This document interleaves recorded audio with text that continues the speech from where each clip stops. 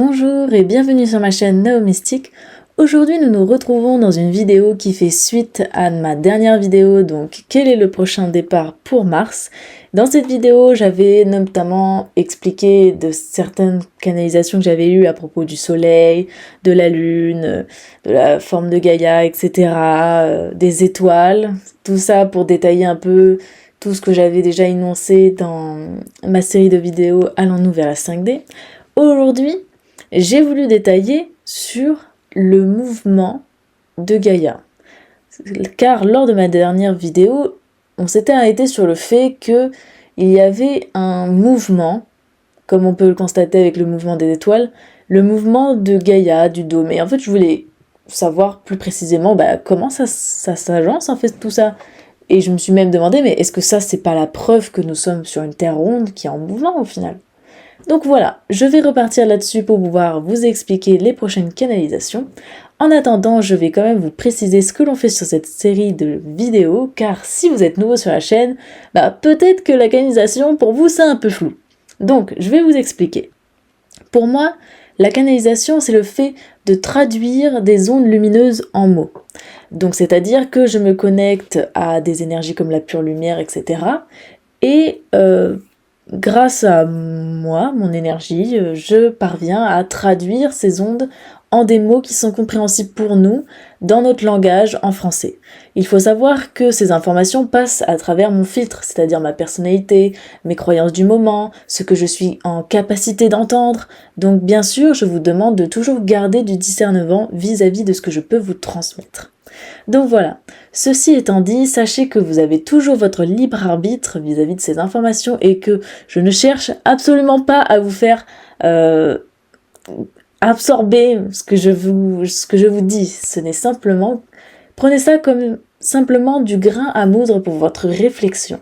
Voilà, ceci étant dit, je vous souhaite à très bientôt pour le prochain message.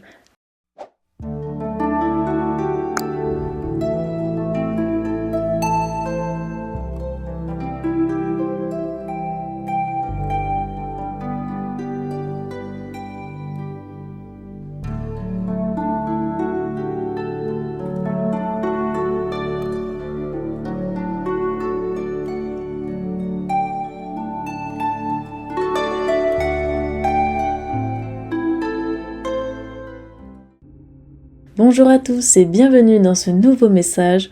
Donc, afin de reprendre sur des bonnes bases, je vais vous lire le message précédent afin de se remettre dans le contexte et que on commence tous avec la même idée en tête. Donc, dans le dernier message, nous nous étions arrêtés sur le propos suivant. Il explique.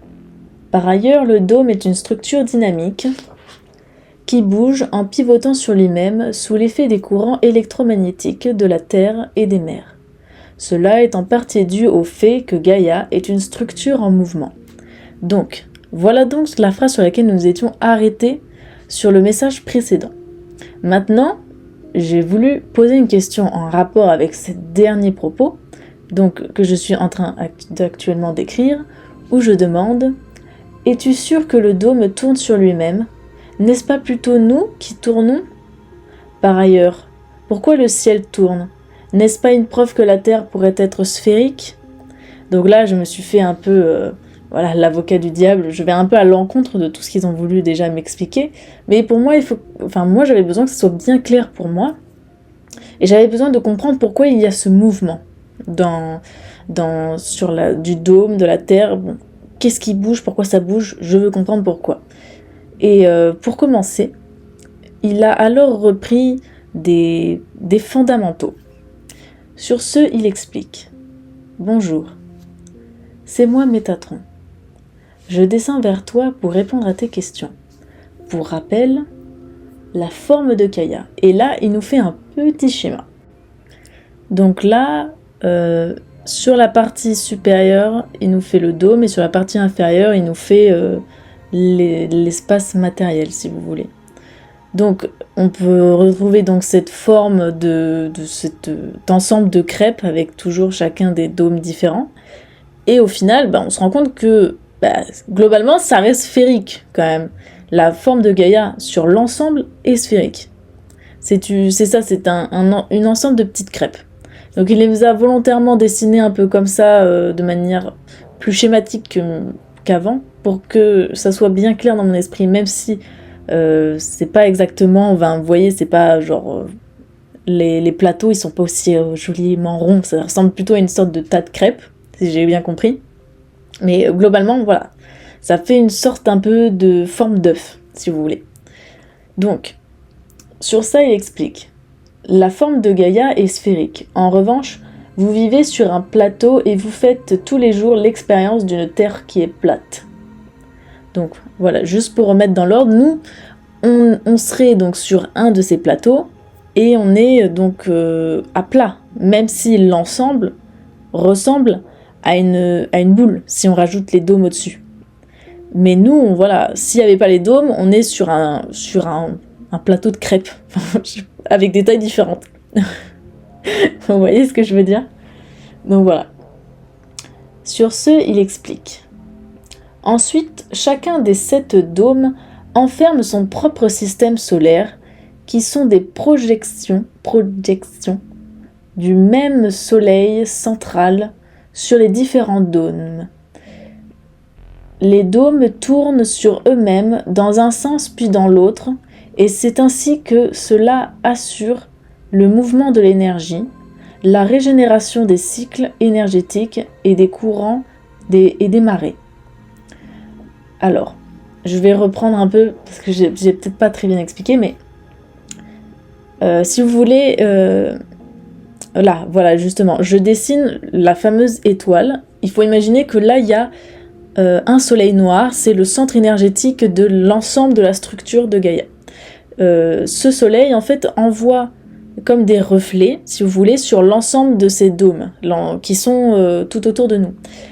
Et chaque dôme, donc, a bien son système solaire spécifique. Ce sont en fait des... imaginez, si vous reproduisez ça chez vous, vous mettez une lampe et vous mettez un ensemble de cloches. Et vous allez bien remarquer que il y a des lumières qui vont se réfracter sur les différents dômes. Et il faut savoir qu'en fait, les dômes, eux, ils sont en mouvement. Et en fait, j'ai vu que il y en avait un qui tournait vers la gauche, l'autre tournait vers la droite, et c'est tout un... Et en fait, tout ça crée un ensemble de courants énergétiques, des marées, etc., qui permet en fait de faire circuler les particules dans l'environnement, et ainsi maintenir en fait le vivant actif, vous voyez? Et voilà, en fait, c'est comme une pile qui s'auto-génère toute seule. Donc voilà, moi j'ai vu un peu ça, pour moi, après j'ai commencé à canaliser là-dessus, pour moi c'est assez flou. Si vous avez des savoirs ou des sources précises qui peuvent soit alimenter tout ce que je dis ou compléter, etc., n'hésitez pas, hein, moi je suis preneuse. Donc du coup, nous en étions. Les dômes vous donnent le rythme de la nature et des courants énergétiques en fonction de votre emplacement sur le plateau. Donc, c'est-à-dire que en fonction de l'endroit où on est sur le plateau, on a juste à regarder le ciel pour pouvoir en fait avoir une idée de l'heure, de la date. Vous voyez ce que je veux dire? Du coup, grâce au mouvement de ces dômes. Il explique. De plus, cela induit donc le mouvement des étoiles que vous avez l'habitude de connaître. En parlant d'étoiles, donc là, il va nous faire un autre petit schéma. Mais juste pour préciser, donc le mouvement que nous on connaît des étoiles montre bien que on est sur une structure en mouvement et que le dôme tourne. Vous voyez? Donc là, il va commencer à nous faire un petit schéma. Donc là, il a représenté un ensemble d'univers, de structures. Et donc Gaïa, moi, il m'explique souvent il faut imaginer que c'est une sorte de jardin. Que Gaïa, c'est une structure qui est comme, on peut l'imaginer comme une fleur, et qui fait partie d'un ensemble d'autres structures qui sont un peu identiques. Et Gaïa, c'est comme une forme d'œuf dans laquelle tout un écosystème en fait se développe. Et donc il explique que voilà, Gaïa, ce n'est pas le seul écosystème qui existe comme ça, il y en a tout un ensemble.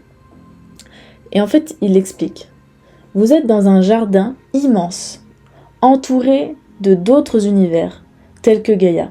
En revanche, vous ne pouvez pas aller dans ces autres univers avec votre corps physique, uniquement avec votre esprit. En revanche, dans Gaïa, et là, il commence à nous faire une autre carte. Donc là, il faut bien comprendre leur démarche qui est d'essayer de nous représenter les différentes échelles.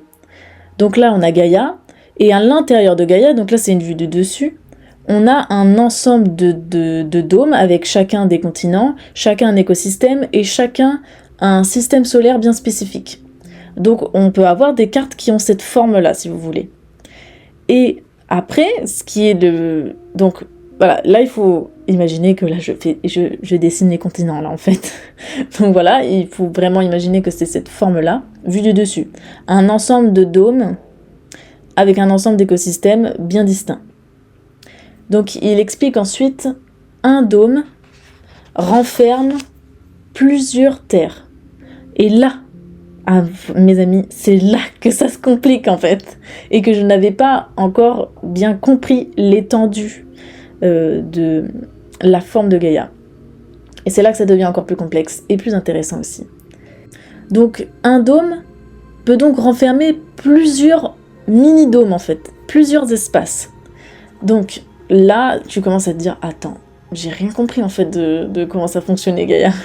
Donc là, il nous fait une autre carte. Donc il faut imaginer que c'est une vue du dessus toujours. Donc il explique, en revanche, plusieurs dômes peuvent renfermer d'autres dômes. Donc là, si on reprend notre vue du dessus, avec nos différents dômes, eh bien en fait, à l'intérieur même de ces dômes, on a des petits espaces. Et donc, des petits puits où il y a de la vie. Et qui sont bien sûr dans d'autres dimensions. Et donc, cette forme, qu'est-ce que ça vous rappelle spécifiquement? Et là, c'est là que ça devient fou. Il dit, ainsi, nous revenons à la représentation qui ressemble à votre système solaire. Tout n'est pas faux, mais ce ne sont que des demi-vérités. Ainsi, Mars, Vénus ou Saturne sont des dômes, donc des mini-dômes, dans un plus grand dôme. Il est possible d'y aller si on change l'état fréquentiel de son corps. Ainsi, pour aller plus vite, il existe des portails qui sont des étoiles, et ces portails, vous les avez très bien identifiés en tant qu'humains. C'est-à-dire que nos étoiles, et ce qu'on identifie très bien comme lorsqu'on prend un télescope et on dit « Ah, c'est Vénus », en réalité, ce n'est pas Vénus. C'est le portail pour se rendre sur Vénus. Parce que Vénus n'est pas à côté. Voilà. Il est peut-être dans un autre dôme ou quoi que ce soit.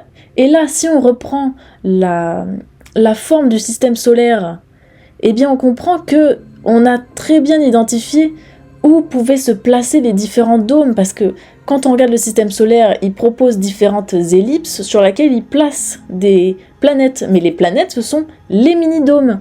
Et les ellipses, ce seraient les grands dômes ou les limites que nous on fixe comme étant les grands dômes. Donc là, moi ça m'a fait retourner le cerveau. Je me suis dit, mais comment j'ai pu passer à côté de ça? Au final, la carte de Gaïa et la représentation du placement des différents dômes, on a déjà cette connaissance plus ou moins. On l'observe déjà. Mais vous voyez, ces personnes qui dirigent le monde ne peuvent pas nous mentir. Donc moi, là, je me suis posé la question, mais cette vue que l'on a du système solaire, comment on la replace sur l'échelle de Gaïa? Est-ce que Mars est dans un autre dôme ou pas? Moi, j'avais encore besoin de me représenter donc la carte. Exactement, parce que effectivement, là, ça devient très intéressant. Et on se rend compte qu'au final, on nous donne que des demi-vérités ou des demi-mensonges, et nous, on doit essayer de se dépatouiller avec. Mais voilà, pour moi, ça a été vraiment... Ça m'a retourné le cerveau, quoi. Je me suis dit, mais comment on a pu passer à côté de ça? En fait, on avait la map depuis toujours devant le nez.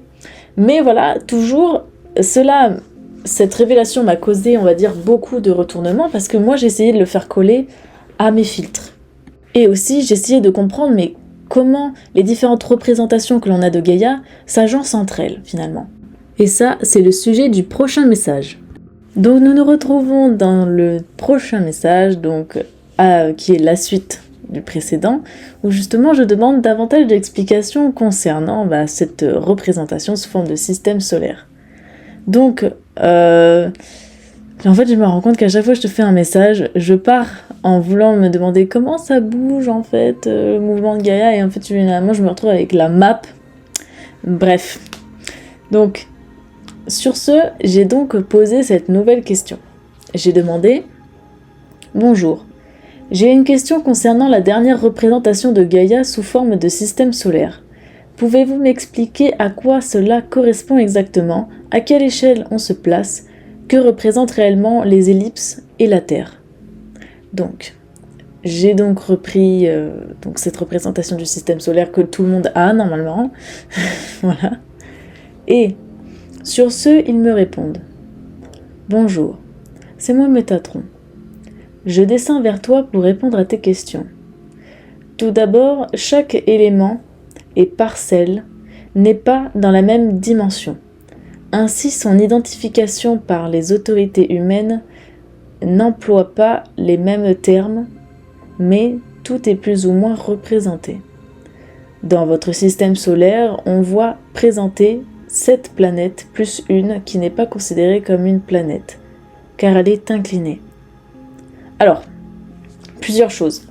Alors, la première, c'est il explique que la représentation que nous on donne du système solaire, c'est une représentation qui n'est valable que pour nos yeux humains, c'est-à-dire que on ne représente que ce qu'on est en capacité de voir et voilà, ce qu'on est en capacité d'identifier. Mais la représentation est plus ou moins correcte. Voilà. Donc en fait, le système solaire, c'est la représentation la plus juste de ce qu'est notre surface. Enfin, je vais pas détailler plus que ça. Mais et après, il dit dans votre système solaire, on voit 7 planètes. Alors là, j'ai pas compris parce que j'ai dit mais il y en a pas 8 en fait. Bon bref. Du coup, je me dis mais il y avait pas 8 planètes de base.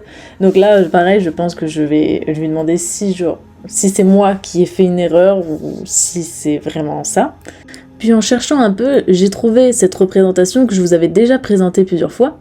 Et en fait, on voit bien, si on compte, qu'il n'y a que 7 petites boules en fait, avant d'arriver sur la Terre. Donc à mon avis, il a compté 7 planètes en dehors de la Terre. Vous voyez, enfin, à mon avis, ça doit être ça. Ou du moins, c'est les 7 planètes qui influencent la Terre. Donc, pour reprendre, alors, on s'en était arrêté à là. Ainsi, elle n'est pas sur le même plan. Donc, il parle de Pluton, la planète qui est inclinée. Donc, elle n'est pas sur le même plan. Donc, le terme planète est divisé en 2 termes. Donc, il y a 2 significations. Donc, en premier lieu, il y a plat, donc dans planète. Le plat qui signifie la surface plane, et le net qui signifie espace atomique et fréquentiel. Donc c'est cohérent quand on sait que par exemple on va sur le net, le web, le net, etc. Tout ça, ça veut dire un autre espace, parce qu'en réalité, Internet, c'est quoi ? C'est l'espace où on est tous interconnectés dans un espace qui est invisible, qui a du coup a une autre densité fréquentielle et atomique. Vous voyez ? Donc moi ça m'a semblé logique déjà, première chose. Et ensuite, il écrit « Ainsi, ce qu'on qualifie de planète est un espace identifié avec la même densité, c'est-à-dire la 3D. Par conséquent, Gaïa a cette forme. » Donc là, après, il nous fait un petit schéma. Mais juste pour dire que nous, ce qu'on a identifié comme planète, c'est ce qui est sur la même densité que nous. Parce qu'il a déjà expliqué avant que nous, les êtres humains, nous ne pouvons voir et identifier que ce qui est dans la même densité que nous. Je veux dire, avec nos yeux visibles. Vous voyez ce que je veux dire ? Donc, c'est pour ça qu'une autre planète, Mars, c'est un autre espace en 3D. Donc, du coup, là, on va arriver au fameux schéma. Donc, là, déjà, il m'a redessiné Gaïa, on va dire, de profil. Donc, on voit, c'est cette sorte de plateau de crêpes, voilà, et qui dit etc., qui s'étend, et au-dessus on a tous les petits dômes. Voilà. Donc ça ressemble à une sorte de ruche, en final, avec un dôme. Donc là, il montre une première flèche pour dire, là, c'est l'ensemble de dômes.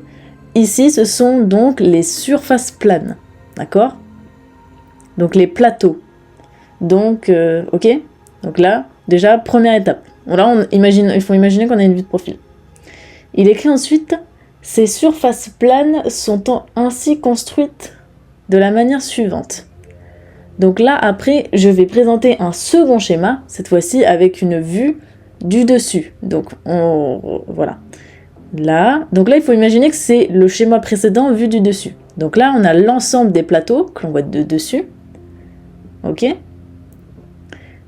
Donc là, il faut imaginer que dans ces dômes-là, dans ces petits plateaux, en fait, il y a d'autres petits mini-dômes, il y a des mini-espaces. Et donc là, on reprend notre représentation du système solaire. Ok? Donc ça, un cercle, c'est un dôme. Entre les deux cercles, c'est le terrain végétal et marin. Donc ça veut dire qu'il y a de la terre en dehors de ces espèces de mini-dômes, donc de ces petites, de ces petites membranes, de ces petites cellules-là. Et là, il écrit que c'est des aquariums, les puits, bon, même si j'ai écrit pont, mais les puits et les terrariums. Et nous, on vit dans ces petits trucs-là, ok? Dans ces petits puits. Donc, vous voyez déjà la complexité du truc. Ensuite, ils écrivent « L'homme est ainsi fait que le corps ne voit que ce qui est dans son champ de vision, c'est-à-dire dans son spectre de lumière. » Donc, spectre de lumière, comme j'avais expliqué dans mes vidéos précédentes, c'est que sur l'ensemble du spectre de la lumière, nous ne voyons qu'une fracture, qu'une partie du spectre de la lumière. Ce que nous, on appelle le spectre du visible. Voilà. C'est de l'optique, c'est le truc de base, tout le monde apprend ça en 3e au collège. Voilà. Nous, on ne voit qu'une partie du visible. Ok ? Ainsi, votre système solaire représente une surface, un plateau entier découpé par plusieurs dômes dans lequel ont été identifiés d'autres puits comme le vôtre. Ok, donc là, il nous replace donc la représentation du système solaire que tout le monde a. Là, on s'imagine le système solaire. Le système solaire, c'est une carte. C'est une carte de notre plateau, c'est-à-dire la surface plane, donc l'étage de la crêpe sur lequel nous sommes. Ok ? Sur ce petit plateau, donc on a vu, il y a donc des dômes, que moi j'appelle ça les grands dômes. D'accord ? Mais à l'intérieur de ces grands dômes, il y a des puits avec eux-mêmes un mini-dôme et une sorte de petit terrarium. Vous voyez ? Donc là, il nous fait un second schéma qui est intéressant. Et il faut imaginer que c'est une coupe transversale, enfin une coupe de profil. Vous voyez ce que je veux dire ? Donc là, il faut imaginer que là, c'est ma coupe de profil. Nous, voilà. Ça, c'est la Terre. Nous, on est dans cette espèce de pot de yaourt. Ok ? Là, on a notre dôme, le grand dôme en dessous duquel nous sommes. Et par exemple, Mars, lui, il est en dessous encore d'un autre dôme. Vous voyez ? Et Mars aussi est un espace qui est jusqu'où dans une sorte de puits. Au niveau de la surface, c'est la 5D, et en dessous, c'est la 3D. Vous voyez ce que je veux dire ? C'est pour ça que nous, on est comme dans une sorte de puits. Et on peut identifier que ce qui est sur la même fréquence que nous, donc sur la 3D. Vous voyez ce que je veux dire ? Parce que je sais que c'est compliqué à visualiser, mais je vous assure, j'ai fait mon maximum. Il écrit ensuite « Vous êtes ainsi construit. Pour Pluton, donc la dernière planète, c'est un espace qui est sur une autre surface, donc sur un autre plateau. Donc là, il va reprendre un autre schéma pour pouvoir expliquer. Donc là, il faut reprendre le visuel, tu sais, du tas de crêpes. Donc là, il faut imaginer qu'on est sur le bord du tas de crêpes. Ok, là, on a nos dômes. Et là, on a nos petits espaces 3D qui sont comme dans des trous. Et là, Pluton, en fait, est sur une autre crêpe, vous voyez, qui est la crêpe d'en dessous. Voilà. Et donc, c'est pour ça qu'elle n'est pas sur le même axe que nous, Parce que c'est normal, elle est légèrement penchée. Elle est sur la crête juste en dessous. C'est pour ça en fait qu'on la considère pas comme une planète. Parce qu'elle n'est pas sur le même plateau que nous. Elle est sur le plateau d'en dessous. Ok ? Donc nous, on a notre plateau connu. Et là, du coup, Pluton est sur un plateau inconnu. C'est-à-dire sur un autre plateau. Dans une autre carte, si vous voulez. Donc, ensuite, ils écrivent. Par ailleurs, Gaïa est un système électromagnétique dont le système solaire central rend le système mouvant et changeant. Et là, on retombe sur ma question initiale qui était le mouvement de Gaïa. Comment on explique qu'il y a de l'électricité ? Qu'est-ce qui fait que la lumière, elle est allumée, en fait ? Pourquoi ça bouge ? Pourquoi c'est vivant ? Et c'est ça ma question. Pourquoi il y a du mouvement ? Et là, il reprend encore une structure que tout le monde connaît et qui est même assez évidente comme ça. Et donc du coup, je vais d'abord vous laisser regarder le schéma avant de vous détailler davantage cette structure. Donc du coup, là, il y a le soleil noir, là, il y a les différents plateaux. Donc ça a une forme de losange. Là, on a les terres, donc je sais pas, lumineuses. Après, il y a du coup l'intérieur de la Terre. Et comment on appelle ça, les terres inconnues. Et là, tous les petits cercles, c'est l'ensemble des dômes, des mini-dômes, qui sont reliés entre eux par le système central et qui sont en fait comme électriquement énergisés par ce soleil central. Et pourquoi ? Qu'est-ce que ça représente ça ? Ça représente la structure de l'atome, la structure d'une cellule, avec un noyau central et un ensemble d'atomes qui tournent autour d'eux. C'est pour ça. Nous sommes chacun, dans notre petit dôme, nous sommes un ensemble, un écosystème électriquement généré qui fonctionne dans la structure du tout, de Gaïa. C'est pour ça qu'elle est en mouvement.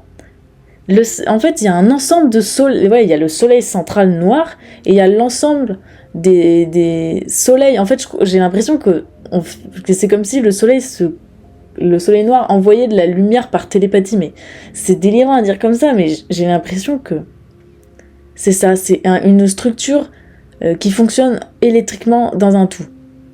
Et sur ce, il termine en écrivant « Chaque système de Gaïa est interconnecté en un tout dynamiquement soutenu par l'énergie électrique. Cet équilibre est semblable à un atome. Le soleil noir central est semblable au noyau, et vous vivez donc dans un atome d'H2O. » Voilà. Pourquoi dans un atome d'eau ? C'est encore une grande question. Je ne saurais vous expliquer cela que dans une prochaine vidéo. En attendant, prenez soin de vous, j'espère que ce message vous a plu et si vous avez des questions, n'hésitez pas à me les poser en commentaire. Je vous dis à très bientôt et dans un prochain message.